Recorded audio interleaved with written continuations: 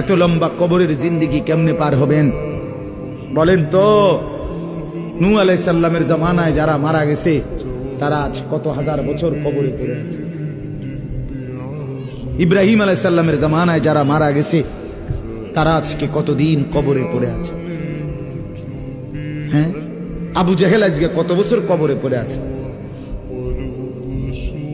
1450 বছর, আরো বেশি, 1450 বছর ধরে পড়ে আছে কবরে।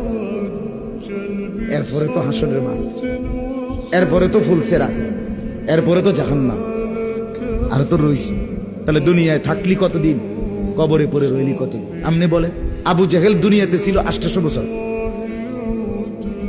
কথা কন না? আবু লাহাব দুনিয়াতে জীবিত ছিল 900 বছর, তো কবরে আছে কত বছর? তো বাঁচছে কয় বছর? নাহলে 60 বছর, নাহলে 70 বছর, ঠিক কিনা বলেন?